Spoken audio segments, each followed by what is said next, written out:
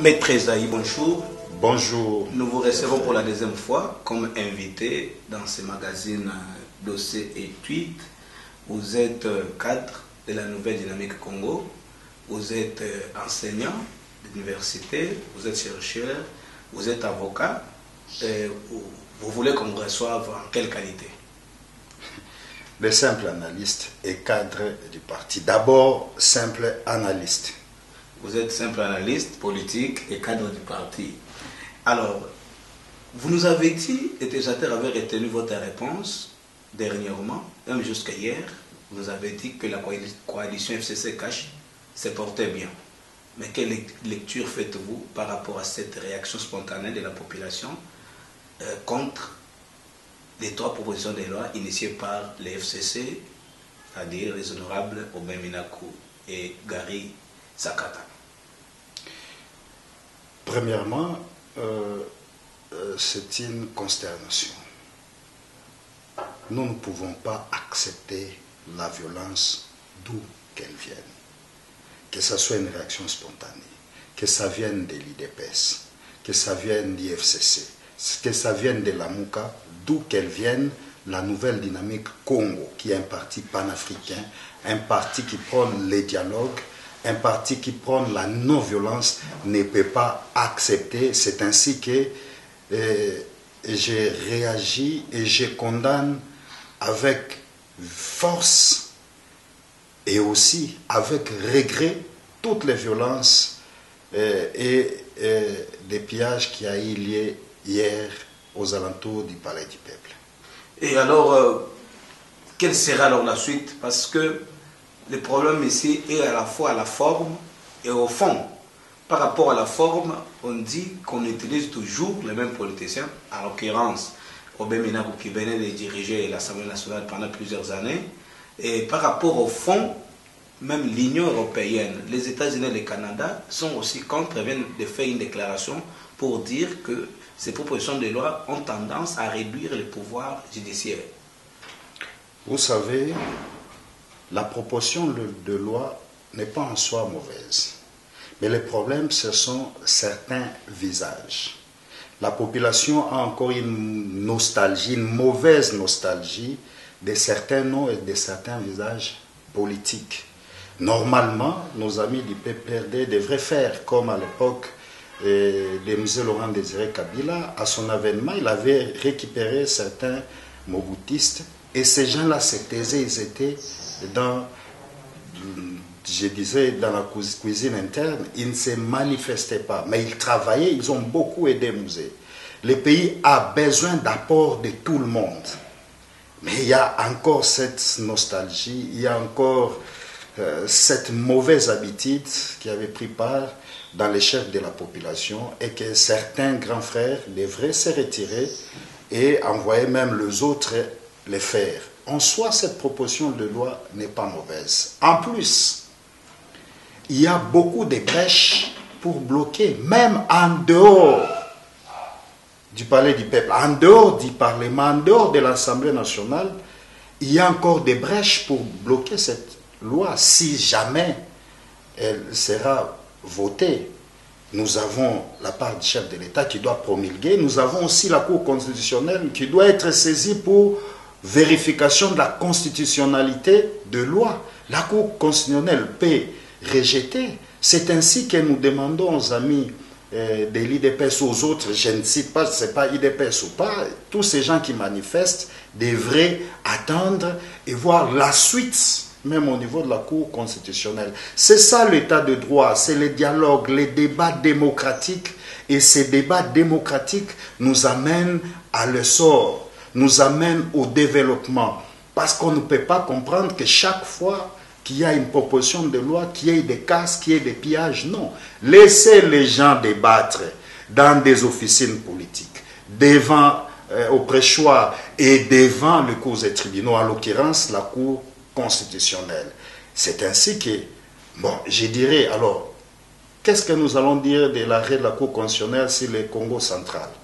Que aussi les mêmes personnes qui ont manifesté aillent faire pression au chef de l'État, aillent faire pression au Premier ministre, aillent faire pression au vice-premier ministre en charge de l'Intérieur, en brillant, en cassant, en pillant, pour leur demander que l'arrêt de la Cour constitutionnelle sur les cas du Congo central soit aussi exécuté de force.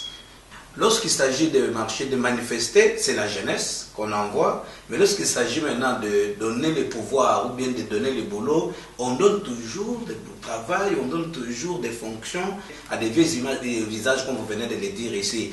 18 ans après, certains audios circulent dans les cas du PPRD où la jeunesse ne s'est pas retrouvée, la jeunesse est au chômage. Est-ce que c'est le même cas aussi avec la nouvelle dynamique Congo? Vous négligez la jeunesse, vous privilégiez les vieux. Je ne suis pas vieux, malgré ma barbe blanche, je ne suis pas vieux, je suis jeune. Où est-ce vous n'avez pas encore de fonction? Où est-ce que la jeunesse a été négligée? La jeunesse n'a pas été négligée. Nous avons les cas de les chefs de l'État. Votre parti, frère, le PPRD a beaucoup négligé sa jeunesse sportive qui réclame chaque jour ici. Mais il y a certains jeunes qui sont élevés. Je peux vous citer certains. Il y a les vice-ministres de l'Intérieur, il y a les vice-ministres, il y a beaucoup de vice-ministres. J'ai été de citer le nom en ma qualité d'avocat, mais j'ai dit il y a des jeunes qui sont là. Alors si maintenant les jeunes se donnent au pillage, si les jeunes veulent qu'il y ait trouble pour qu'ils aillent piller, donc ils veulent rester dans les pillages, ils doivent élever les débats et qu'on voie que ce sont des jeunes qu'on peut utiliser demain, aujourd'hui, pour le développement du pays. L'ancien chef de l'État, le sénateur Joseph Kabila, c'est un jeune. Il a été élevé à la magistrature suprême trop jeune, mais vous avez vu de vous-même. L'actuel chef de l'État, Félix Tshisekedi, n'est pas vieux, il est aussi jeune. Et la jeunesse, non, la jeunesse n'est pas délaissée, mais il faut une prise de conscience de la jeunesse, qu'on arrête les pillages. Ça ne nous avance pas, ça n'avance pas la jeunesse. On compare la jeunesse congolaise aux pierres, aux Koulouna. Ce n'est pas ça et c'est une mauvaise image. De toute manière, vous êtes jeune. J'ai vu et j'ai eu à voir vos prouesses il y a plus de 5 ans maintenant. Vous n'êtes pas délaissés. Nous voulons la prise de conscience de ces jeunes. Qu'on engage un débat démocratique, un débat panafricain et ça fera évoluer la jeunesse et les pays. Pour terminer, quelle est la santé de la dynamique Congo ici à Kinshasa et plus particulièrement dans votre fief de Congo central, à Lozi et Songololo? Vous aimez parler du fief, mais laissez-moi vous dire, ça c'est naturel à tout acteur politique. Notre autorité morale est ressortissant effectivement du Congo central. C'est son fief naturel. Comme aussi nous sommes du Kasaï, c'est notre fief naturel. Il y a aussi des actions.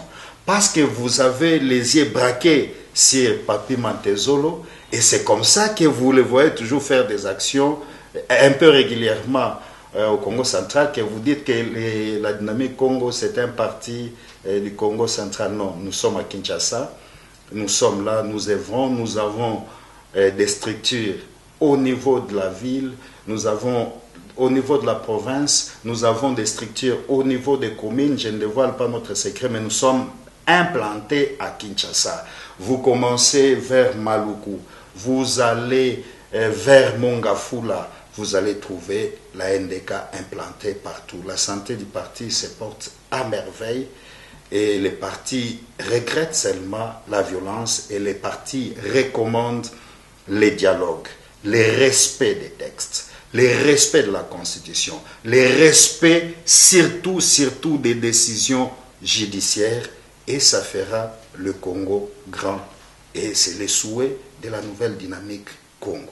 J'allais chuter par là, mais je voudrais poser une toute petite question. NDK, combien de membres au gouvernement Ilunkamba, combien de mandataires jusque-là? Ah oui, jusque-là, au niveau du gouvernement, je l'ai dit une fois dans une des déclarations, nous avions été oubliés, d'ailleurs par erreur, nous avions été oubliés, mais maintenant je ne saurais rien vous dire parce qu'il y a le premier lot des mandataires, il y a un autre lot qui arrive d'ici là, mais au niveau de ces premiers lots, la NDK ne figure pas. La NDK n'est pas répertoriée, la NDK n'a pas bénéficié d'un poste de mandataire, mais nous savons que avec le deuxième lot, on va vous appeler pour vous dire, voilà, on n'est pas délaissé ni oublié par les FCC parce que nous sommes membres du FCC. Les FCC vous considèrent comme un petit poussin? Non, les FCC ne nous considèrent pas comme un petit poussin. Je vous dis qu'aujourd'hui, il n'y a qu'un seul leader. Si nous prenons dans la géopolitique au niveau du Congo central, au FCC, il n'y a que Papi Mantezolo. C'est l'honorable Papi Mantezolo qui est aujourd'hui les porte-étendards du Congo central au niveau du FCC. Alors, c'est-à-dire que la NDK n'est pas à négliger ni son autorité morale. Il est influent au Congo central, commençant à Kisantu ici jusqu'à Mwanda. Alors, c'est un porte-parole d'une très grande province. Nous, c'est le dialogue. Je n'entre pas dans ces débats-là pour chauffer les esprits, mais nous dialoguons et vous allez les constater. Quand bien même, ça c'est important, parmi les 32 membres du bureau politique du FCC, il ne siège plus, mais il est un pion majeur